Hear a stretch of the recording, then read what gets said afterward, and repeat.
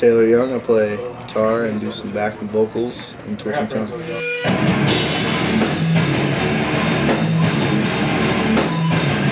As a band, we had to overcome a lot just because there's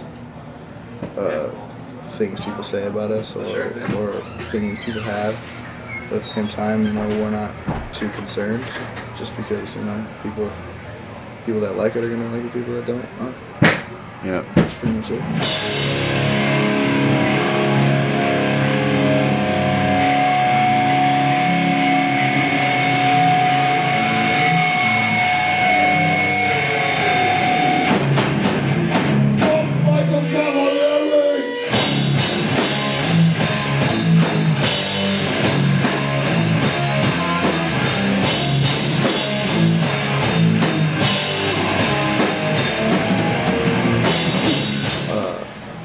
I think if every day I think when the van pulls up to the venue, when an average person walks by, they think, what the fuck are these kids doing?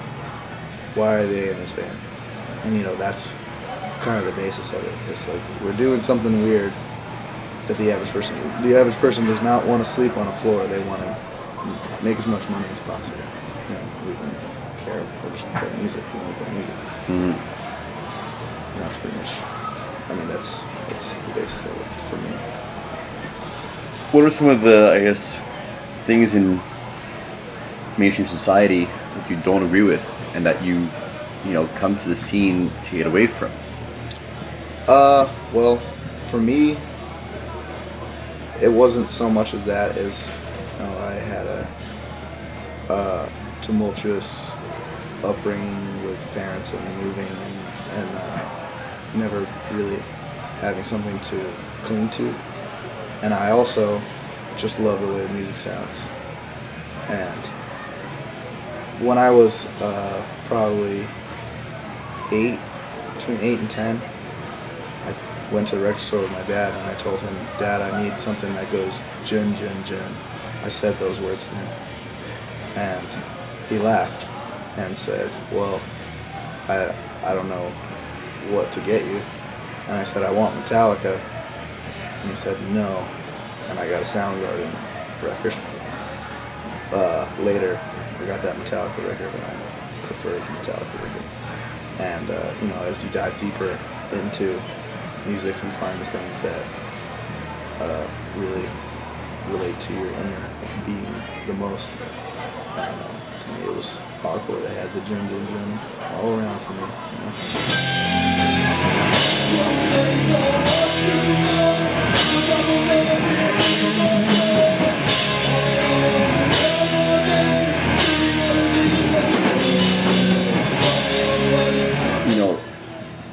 The whole metalcore movement is kind of looked down upon and stereotyped because of the whole scream sing back and forth thing, right? Yeah, I wouldn't say metalcore because there's aspects and eras of the genre that I enjoy.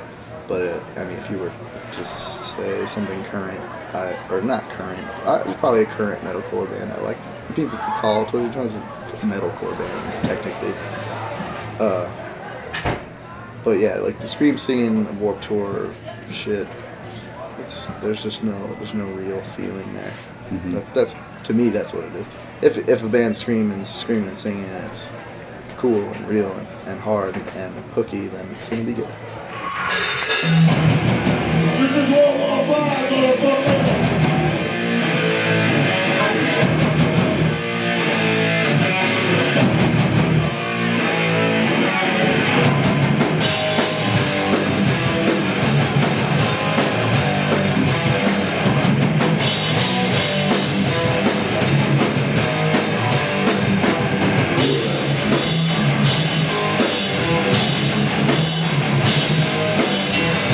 You had shows in the 90s where Overcast would play with Section 8. Yeah. Those bands would scream and they'd sing, right? Yeah. Well, I'm sure Section 8 got a lot of shit. I know Life of Agony, when they started, people were saying they're not a hardcore band, Maybe even Life of Agony said that, I don't know. Yeah. But, I wouldn't want to compare myself either to something as legendary as plastic bag.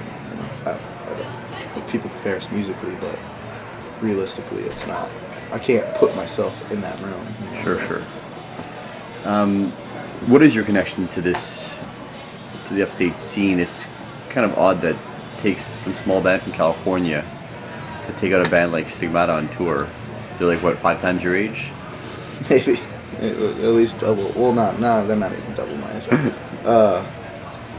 I don't know. I'm a big purveyor of New York hardcore in general. They, like Musk Front, brought true aggression into punk rock. And from there it was carried on into Chrome Magazine and whatever. I don't need to do a hardcore history lesson for the younger kids, but to me, Stigmata and Marauder were like the absolute 2 hardest bands I've ever heard in my life.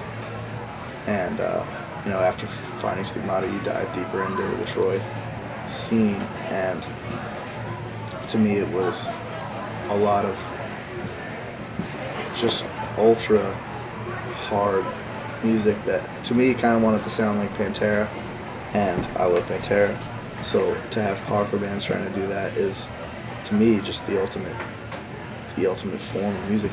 My friends, or Nails calls me Troy Taylor. That's my nickname in the band, just because that's I guess what I identify the most with sound. Yeah. I didn't have like a crazy street upbringing, but still I connect with all of it. You know?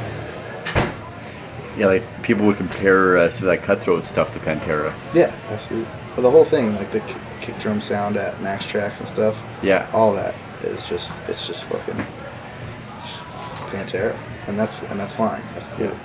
Stigmata, I don't think tried to sound like Pantera. They're all much more New York style based, you know. Metal. Yeah, metal, but still with like, you know, I watched watching the home video or whatever, and you see Riley going through his records, and there's like a Judge record right in front of him. Like, yeah. I mean, that was him, right? And Mike and Jay, especially Mike, they were into Metallica. Yeah. They were into. Tell Hardcore's Heart of the opening. It's just Metallica. It's amazing. It's amazing. Yeah.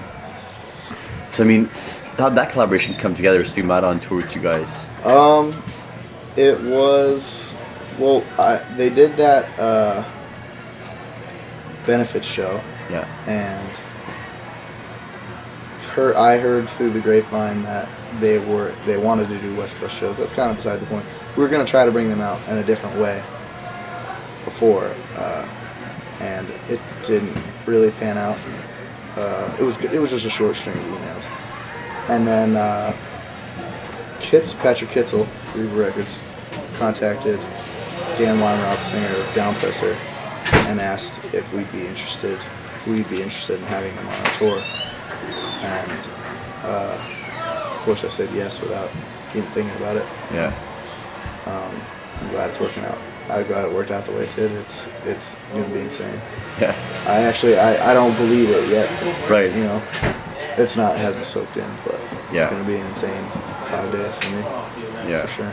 I got the flyer online. I saw it. I didn't think it was real. I thought some band ripped off Stigmata's logo and got the direct support slot in the West Coast tour. Probably what I would think too if I saw it. It's actually probably more likely than what's actually going to happen. Yeah, what's actually going to happen is definitely not soaked into me yet. So we'll see. So who's next to bring out Section 8? I mean, I don't know. I have no idea. If I had the option to do things like that, I probably would. This time worked out kind of magically. That's great. Yeah. I mean, if they were interested, obviously we would do the shows. But I know I want to see. I don't know if we'll necessarily bring them, but I'd love to see Wartime Manor. Nice. At some point. And there's a new band called King 9 that I want to see on the West Coast soon. I'm sure that'll happen though. Mm-hmm. I don't know who else. Like, we didn't really reach out to Stigmata to bring them with Twitching Tongues. It was kind of something else. But, you know, the way it worked out was just perfect. It's perfect. I mean, how many stories do you think you're going to get out of them about life in Troy? I'm hoping I'm going to get at least 5 a day. We'll see. Yeah, crash course. Yeah.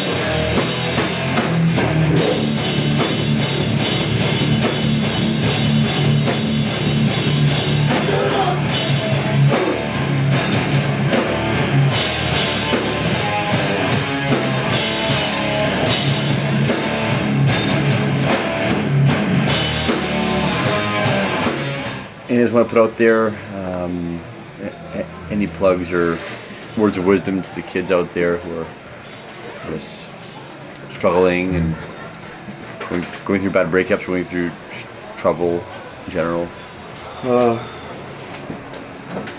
It's not as bad as you think. That's pretty much it. Yeah. And what's next for Twitching Tongues? Tour on this record until we're sick of it, until everybody else is sick of it. And we'll write a new one. That might be it. Might do some, you know, some new stuff soon, but not too soon. Last question, would you ever cover a Dying Breed song? Fuck yeah. Ruckus has ripped off Dying Breed already, so we pretty much did it.